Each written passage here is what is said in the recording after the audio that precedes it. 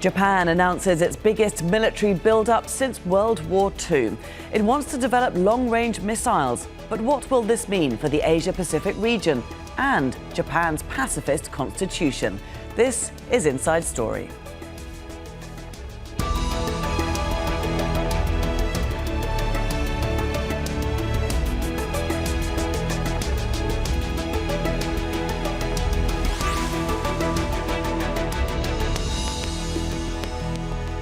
Hello there and welcome to the programme. I'm Laura Kyle. Japan says the strategic challenge posed by China is the biggest it's ever faced. Besides Beijing, Japan has two other nuclear-armed neighbours in North Korea and Russia. It's expressed concerns about intensifying Russian military activity in its Far East, even as Moscow presses on with its war against Ukraine. And a North Korean missile flew over Japan in October. But Tokyo's military expansion plans are a reminder of an imperial past when it occupied the Korean peninsula and parts of China and seized all of East Asia during the Second World War. We'll get to our guests in just a moment. First, this report from Ferdy Akar. For decades, Japan's post-war military policy has been defined by its pacifist constitution. America's fight against Japan in the Second World War killed millions and left the country in ruins. The US forced it to accept restrictions to its military, so it could never again threaten peace in the region. But 8 decades on, the West now counts on Japan as a crucial ally against a rising China and a nuclear-armed North Korea. Now, Japan wants to significantly increase its military spending, $315 billion in the next 5 years, or 2% of its GDP. The money's meant to rapidly expand its military, including acquiring long-range missiles. Japan's governing right-wing Liberal Democratic Party has pushed for more military spending in recent years. As we look back on the past year, for the first time in 5 years, a ballistic missile flew over our airspace. Another landed in Japan's exclusive economic zone. We've also seen signs of preparation towards nuclear testing. The boundaries between confrontations and peacetime, military and non-military, are no longer clear. And a historically pacifist public appears to have shifted too. Russia's attack on Ukraine has raised alarm in Tokyo about territorial disputes with Moscow. China's claims in the South China Sea too are seen as an increasing threat. Add to that list Beijing's military drills around Taiwan earlier this year, in which some of the Chinese missiles landed in waters close to Japanese islands, and China's push for reunification with Taiwan. Japan fears this could choke off its shipping lanes used for energy imports. But China insists Japan must pursue diplomacy. Japan's proposed defense policy document, in disregard of facts, deviates from Japan's commitment to bilateral relations and the consensus between China and Japan, and contains groundless smears against China. China is firmly opposed to this. We have been making clear our solemn position with the Japanese side through diplomatic channels. For decades, Japan's security was enhanced by the presence of US bases. But concerned about doing the heavy lifting for its allies, Washington has given its support for Japan's planned military expansion. With North Korea flying missiles over Japan, Tokyo wants to get South Korea on side too. The two countries have pledged to mend historically poor relations. The Korean peninsula was the victim of Japan's militaristic expansionism a century ago, and the subject of changing its pacifist constitution has caused concern. But leaders in Tokyo insist the imperial era has long since passed, and Japan must now look to rearm. Ferdy Akar for Inside Story.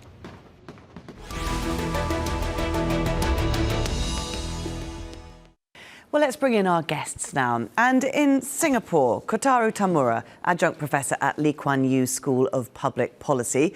He's also a former senator with Japan's Liberal Democratic Party. In Tokyo, Nancy Snow, Communications Director at the International Security Industrial Council. She's also a foreign policy advisor to the Japanese government. And in Taipei, David Arasi, resident professor of international politics at the Hopkins Nanjing Center. A very warm welcome to all of you. Kotaro, let's start because this is a significant break, isn't it, of Japan's long-held tradition of only having defensive weapons. Is this Japan abandoning its pacifist stance? Well, Japan is a peace lover since the last war, and the peace is nothing but balance. Japan think balance is pretty much out of balance. I mean, broken in favor of, I think, China, and we are surrounded by very powerful neighbors like Russia, North Korea, China. Since the war happens in Ukraine, I think we are in the most challenging situation since the last war. So we need to push back to the new equilibrium. And Japan is just doing that to get back balance in East Asia. So I think several countries might follow Japan's path, including Taiwan. I'm not pretty sure about what will happen in Korea, but I will tell you later my own view. We will look a little bit more at the wider region in a moment. David, first of all, do you agree with Kotaro's view that this is Japan balancing the situation rather than making an aggressive stance? Well, it hasn't made a move at all toward amending its peace constitution with Article 9. What's happened is the war in Ukraine, I think, has changed the consciousness and the debate about security in Asia, because, as in Europe, an actual shooting war was unthinkable, and it has been unthinkable in Asia. But the Ukraine war has proven that war is, in fact, a real possibility, particularly because Japan's neighbors, North Korea, Russia, which has labeled Japan an unfriendly country because it leveled sanctions against Russia after Ukraine, and China, they all have their fingers on the trigger. And so Japan has held to a 1% of GDP spending limit since basically the end of World War II.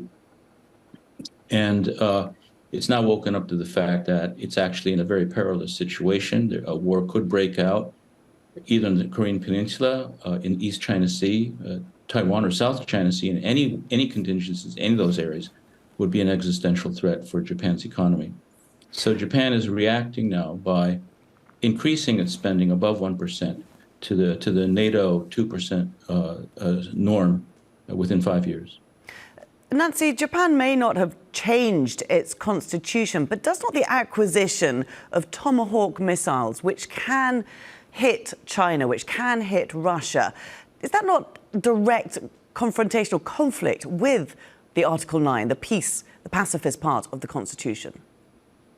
Well, I was just watching a briefing by the Japanese government because they've released the new national security doctrine today.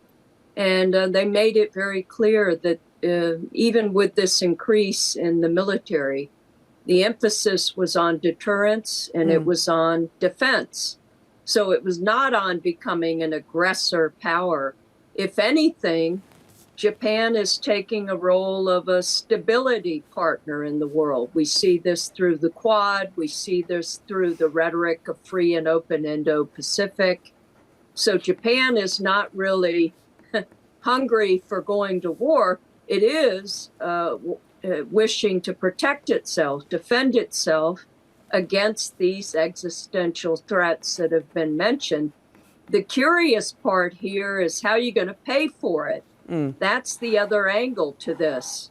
And there is some debate and dissent inside of the LDP, including top ministers, about going with a corporate tax or increasing deficit spending.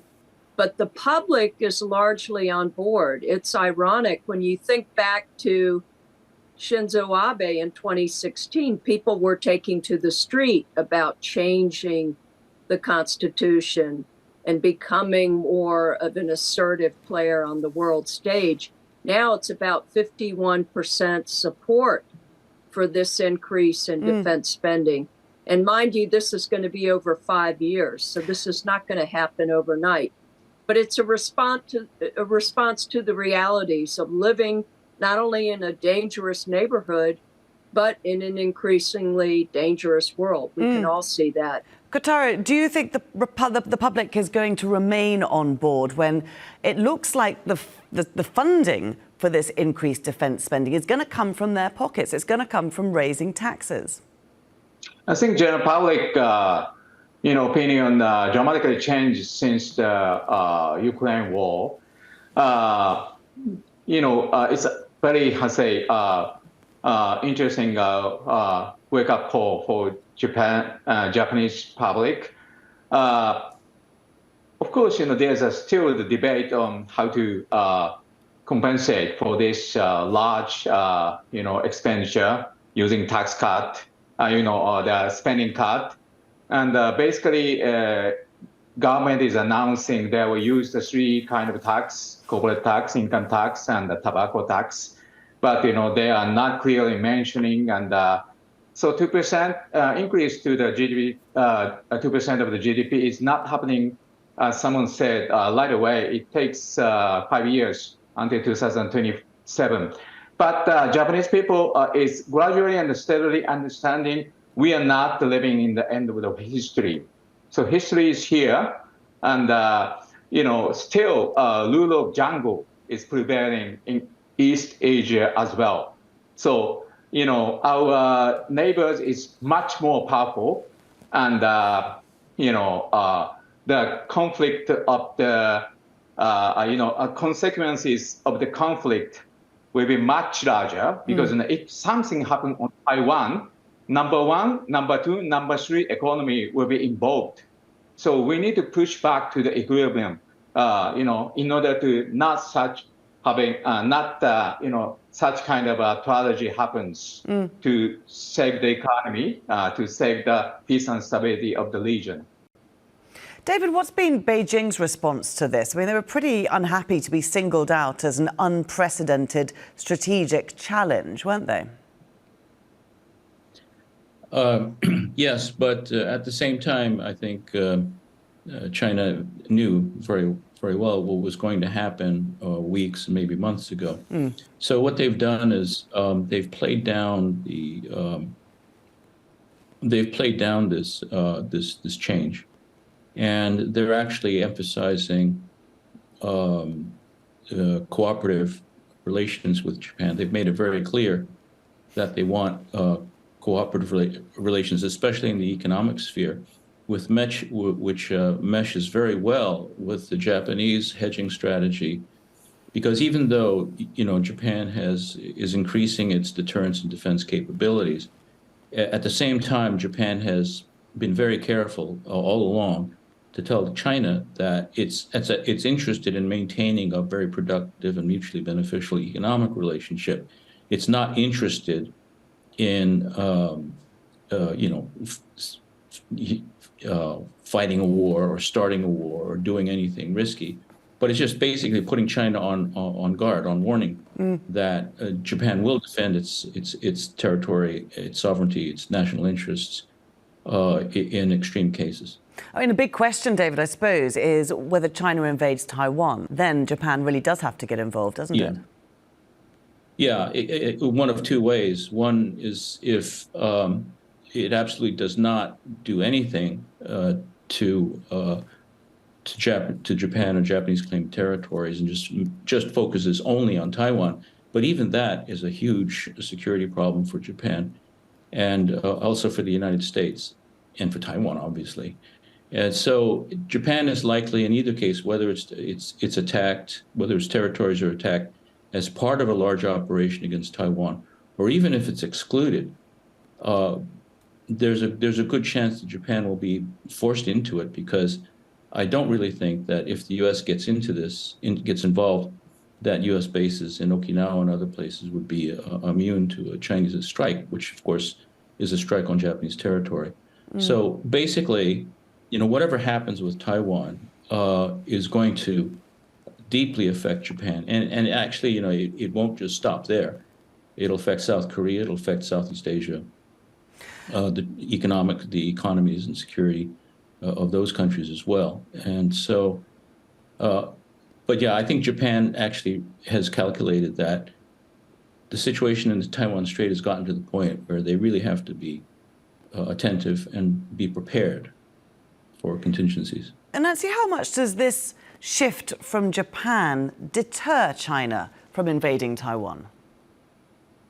I don't really know about China invading Taiwan anytime soon. And this is so much broader than just war games. We talk so much about Taiwan, but Japan has other challenges in terms of increasing its defense budget. It's very weak in cybersecurity defense vis-a-vis China. China's much more further along. So when we talk about war, we're changing the dynamic, the understanding of war now. It involves information, it involves diplomacy, it involves economics. And this is why it's critical that there is a conversation more nationally within Japan and within Asia about where are we going, because really this is increasingly a competition from an authoritarian regime to those that are more open societies. So this is a conversation about what kind of world order do we want, rule of law. And this is the talk coming out of Japan and the other Quad members. And this is why alliances are so important. But Taiwan, we talk about we talk about it so much, but it's just so much bigger than that. And of course, that is a concern.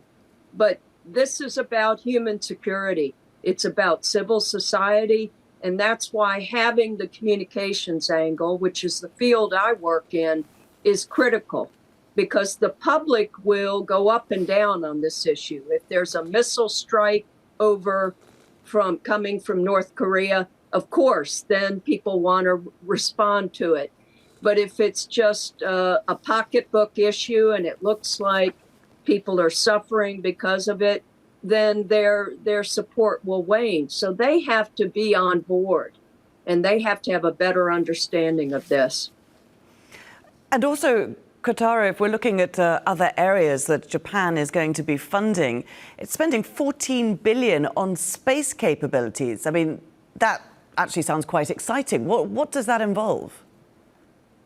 So Japan will be spending the additional part, not only for updating Japan's capability, counterattack capability, including a cruise missile, but also cybersecurity and space, and updating the all the facilities.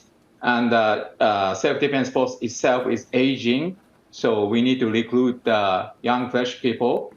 And as someone has mentioned, it's important not only increasing the military spending, but also increase the opportunity to dialogue between China and Japan. And miscalculation and miscommunication is very dangerous. So in addition to the channels for regular dialogue, but also we have to have a top to bottom channel and also hotline in the case of emergency happening. So that's the most important part, I think. Okay. David, what fears are there, if any, that this build-up of missile capability, of which we've seen a lot of in the region recently, is going to spark further an arms race throughout the Asia-Pacific?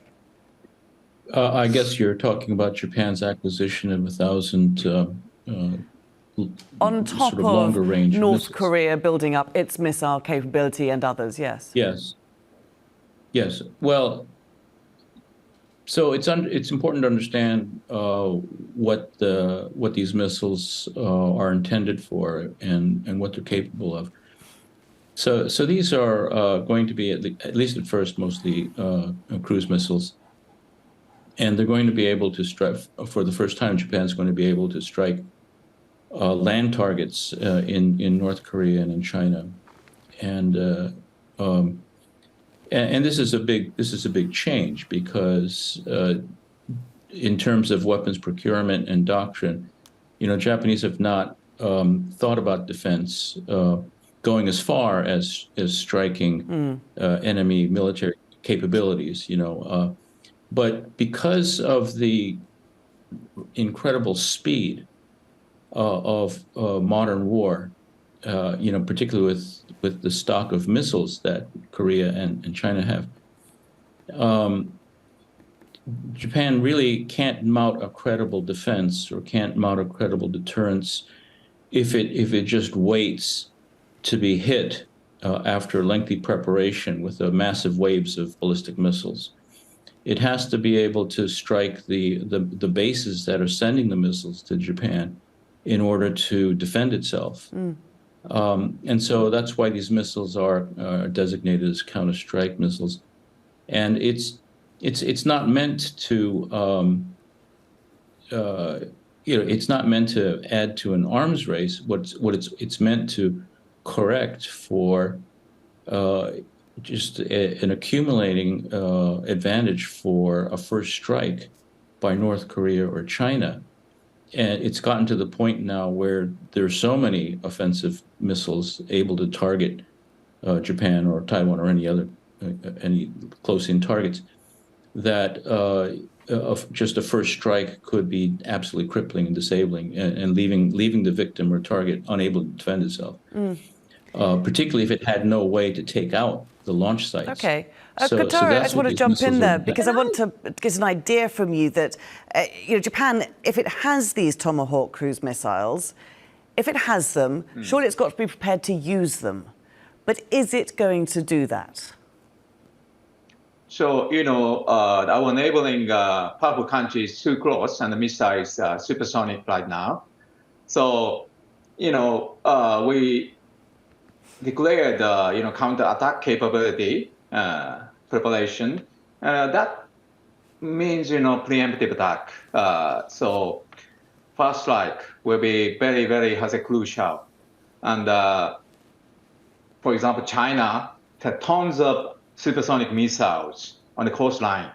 So that's so close. That's less than 5 minutes arriving in the territory of Japan. So I think the Aegis, like shielding, preparing for the shield for the missiles, I don't think it's enough. And one thing happened, so it's too late, and we need to at least prepare.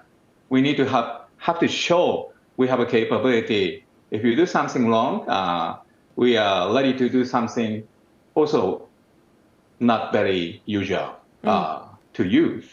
This is very important, I think, for the equivalent taking balance. Nancy, does Japan feel that it may have to do this because it's looking to the US and seeing that perhaps it's not quite as reliable a partner as it might have once thought? Of course, yeah. I mean, the U.S.-Japan relationship now is very solid, but all you have to do is look at the United States and you see a lot of polarization. You see a country that needs this alliance help. It can't be the only Pacific power engaging in all of these various threats. I was trying to jump in earlier, though, to say we've got to look forward here to the G7 meeting that's taking place in May 2023 in Hiroshima, Japan. You couldn't get more symbolic. So talking about increasing the defense budget at the same time that there will be talk about ridding a world of nuclear weapons. I mean, we're sort of dreaming big at the same time we're talking about first strike, counter strike capacity. And we don't want to raise so many fears that people will be paralyzed by fear that something is inevitably going to happen. And so that's why I stress dialogue, discourse, that you keep these the information clear to the public and also meet regularly. I mean, Japan and China are major trade partners with each other. They're fully integrated. And so it's not just about threats always. It's also about daily business activities. And that's why, again, I say look at the larger picture here. Well, that's a very interesting point to finish on. Thank you very much to all our guests for joining us today. Kotaro Tamura, Nancy Snow and David Arase. And thank you too for watching. You can see the programme again anytime by visiting our website, that's aljazeera.com. For further discussion, do go to our Facebook page, that's facebook.com/AJ Inside Story. You can also join the conversation on Twitter. Our handle is @AJ Inside Story. From me, Laura Kyle, and the whole team here, it's bye for now.